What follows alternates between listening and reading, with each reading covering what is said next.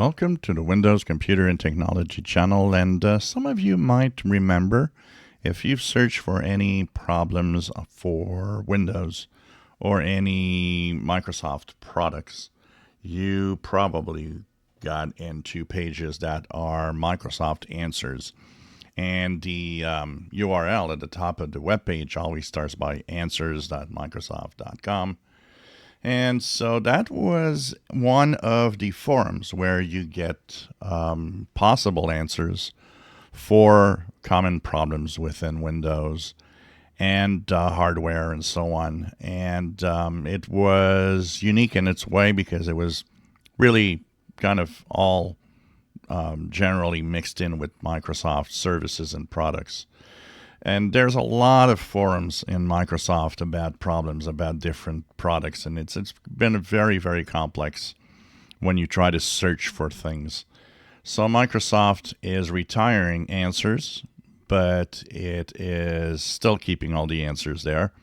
It is now going to have a new place, which is the Q&A.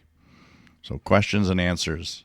And this is on all products. So everything that was almost separated by different websites and you were searching for a fix for one item, had to go in another web page to have a fix for Office, another web page for have a fix for something else. Now it's all going to be under one page, which is the Q&A page. And here you have all the categories where you have this the different categories of problems and questions and answers. So whatever you're searching for, you click either the category of where it goes to, if it's a Windows question.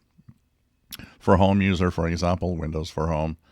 And then you have, of course, all of the questions here. It says 530,000 questions.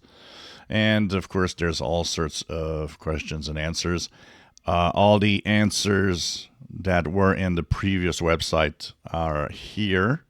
Plus, now here is where it's all happening if you want to search for something about a problem that you're having.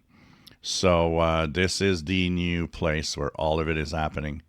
And you'll be able to search or ask for something through the web page if you need help.